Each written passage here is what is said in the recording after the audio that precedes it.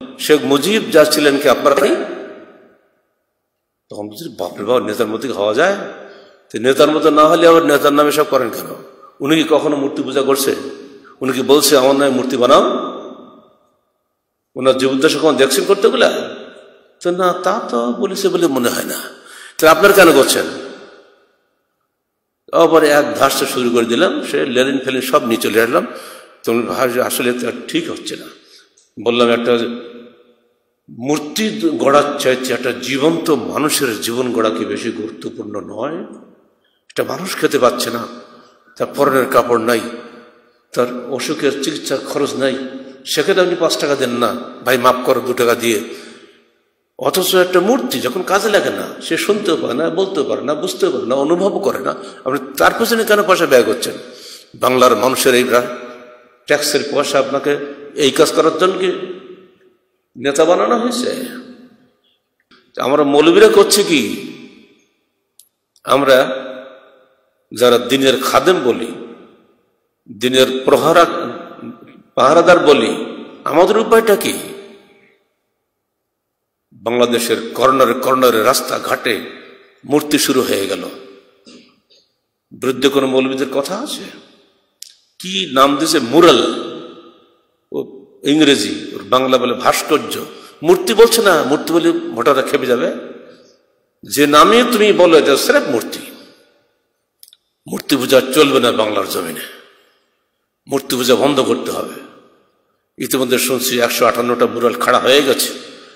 রাজশাহীর মেয়র আহলেজের বাচ্চা, সে নিজে মূর্তি বানাচ্ছে, আল্লাহ তাকে ক্ষমা করবে।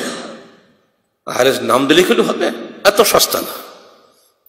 আকিদায়ে আমলে যার কোনো আহলেজের কিছুই নাই, মূর্তি পূজারী ব্যক্তি কখনো জান্নাতে যেতে পারে না। জনগণের ট্যাক্সের পয়সা দিয়ে তুমি এগুলো করতে পারো না।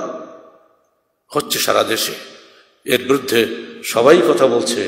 আল্লাহ জানে কি হবে, কারণ আমরা দেখেছি একবার কিছু ঘটে গেলে সেগুলো আর কেউ নষ্ট করে না। কে যাবে মূর্তিকে ভাঙার জন্য? ঢিল মারলেতে তার জেল কাটতে হবে। যারা নিজেকে কমিউনিস্ট দাবি করেন, নাস্তিক দাবি করেন, তাদের নেতাকে লেনিন নয় কি? লেনিন, স্ট্যালিন একটা আধুনিক কমিউনিজমের বলা যায় ফাদার অফ কমিউনিজম। অথচ সেখানেও দেখা যাচ্ছে মূর্তি। লেনিনের মূর্তি সিমেন্ট আর রড দিয়ে তৈরি হয়নি, পিতল দিয়ে তৈরি করেছিল। ছোটখাটো নয়, 72 টন ওজন। কত উঁচু চিন্তা করেন। কেউ কেউ বলেন 53 মিটার উঁচু, কেউ বলেন 53 ফুট উঁচু। কোনটা ঠিক আল্লাহ ভালো জানেন, মাপেকে। এই 72 টন ওজনের একটা পিতলের মূর্তি যারা বানায়, তারা বলছে আমরা নাস্তিক, আমরা কোনো ধর্মে বিশ্বাস করি না, আল্লাহ তো প্রশ্নই ওঠে না। ওটা কেন বানাচ্ছ? ধর্মীয় সম্প্রদায়ের লোকেরাই যেগুলো করে, তোমরা কেন করো? শুধু তাই না, রাশিয়া থেকে সীমানা পেরিয়ে ইউক্রেনে, শুধু ইউক্রেনেই 1340টা মূর্তি হয়েছে লেনিনের। পরবর্তীতে রাজনৈতিক হিংসার ফলে 1992 সালে যখন সোভিয়েত রাশিয়া ধ্বংস হয়ে গেল, মূর্তি ভাঙা শুরু হয়ে গেল। লেনিনের মূর্তি তার ভক্তরে ভেঙে দিল, আর ইউক্রেনে ভাঙতে ভাঙতে 1340টা একটাও রাখবে, সব গুঁড়ো করে দিতেছে। তারা মনে করে এই মূর্তি রেখে দিলে তিনি চিরস্থায়ী হয়ে গেলেন, তার কোনো মৃত্যু নাই, সে হারিয়ে যাবে না। সেটা পাগলের প্রলাপ। স্মৃতি থাকে হৃদয়ে, স্মৃতি মূর্তিতে থাকে না। ছাত্র জীবনে 76 সালে যখন আমরা ঢাকা ইউনিভার্সিটির ছাত্র, মুক্তিযোদ্ধাদের পক্ষ থেকে দাবি হলো ঢাকার মোড়ে মোড়ে বড় বড় নাম করা মুক্তিযোদ্ধাদের মূর্তি বানাতে হবে। পত্রিকায় পড়লাম, বিরুদ্ধে বিবৃতি দিলাম কড়াভাবে। ফলাফল হলো এই, একদিন পরে আমার রুম ভাঙচুর। ভাগ্যক্রমে বেঁচে গেলাম। আমার রুমমেটকে সেদিন মেরে পিটিয়ে আলকাতরা মাখিয়ে মাথা নেড়া করে সামনে টিন ঝুলিয়ে সমস্ত ঢাকা ইউনিভার্সিটি ক্যাম্পাস ঘোরানো হয়েছে।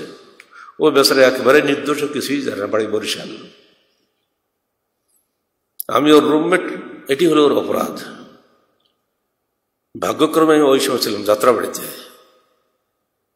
ফিরে এসে দেখি হল ভাঙচুর, গ্লাস আর নেই বললেও চলে, জানলা দরজা ভেঙে শেষ করে দিয়েছে।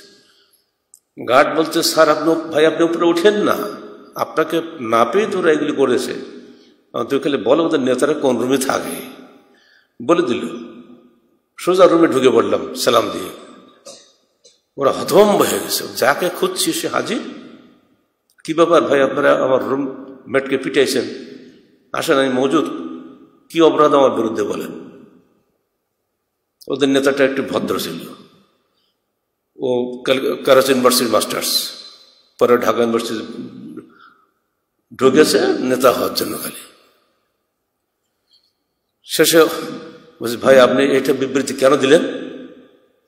মুক্তিযোদ্ধাদের দেশের শ্রেষ্ঠ সন্তান, তাদেরকে আমরা স্মরণ করব মূর্তির মাধ্যমে, এটাতে আপনার আপত্তি কেন? বললাম, ভাই স্মরণ করবেন বছরে একদিন বা দুদিন, সারা বছর মাথায় কাকে আর শকুনি পেশাব করে পায়খানা করবে, আর গোড়ায় কুত্তায় পেশাব করবে, এটা কি সম্মান হবে? তখন দেখে চুপ হয়ে, তাও তো ঠিক, তাও তো ঠিক।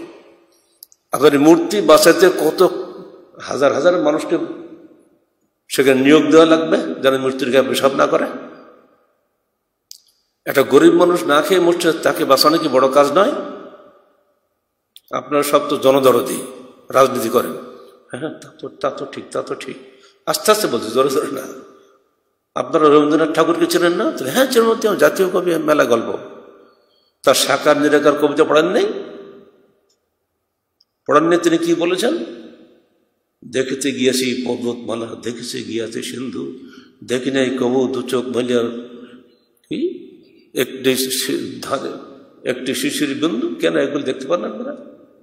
পর্বতমালা দেখে বেড়াচ্ছেন, সিন্ধু ঘুরে বেড়াচ্ছেন, কি নিজের বাড়ির সামনে বাড়ায় ধানের শীষের মাথা যে একটা বিন্দু উনি দেখেছেন, সেটা দেখবেন না? কোরআন হাদিস নয়, রবীন্দ্রনাথের কবিতা বলার পরে বেচারা সে মাথার চুপ করলো। একটু পরে যে সুন্দর কথাটা বললো আপনাদের শিক্ষণের জন্য বলছি। আচ্ছা ভাই, এই যে পীর সাহেবরা কবর পূজা করে, ওরস করে, এগুলোর বিরুদ্ধে তো আপনারা কিছু বলেন না। ওখানে কি পীর বসে আছে? জীবন্ত তো মরা, তার কোনো ক্ষমতা নেই। ওখানে লোক লাখ লাখ মানুষ যাচ্ছে ধর্মের নামে, এটা কি ঠিক হচ্ছে? এটা কি অধর্ম নয়? শুধু তাই ওই উপলক্ষে হাজার হাজার গরু খাসি জবে করে খেয়ে সাবার করে দিচ্ছে। কি জন্য করে এগুলা? তাহলে ধন্যবাদ আপনাকে, আপনি এই প্রসঙ্গ তুলেছেন।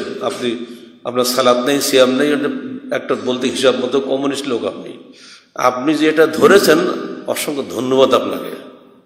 তো মনে রাখবেন, ওটা ইসলাম নয়। তো সবগুলো একসঙ্গে কি বলছেন ইসলাম নয়? ওটাই তো আসলে ইসলাম বাংলাদেশে। ইসলামের নামে ধোঁকাবাজি। আল্লাহ পাক আমাদের সবাইকে শিরক ও বিদআত থেকে বেঁচে থাকার তৌফিক দান করুন।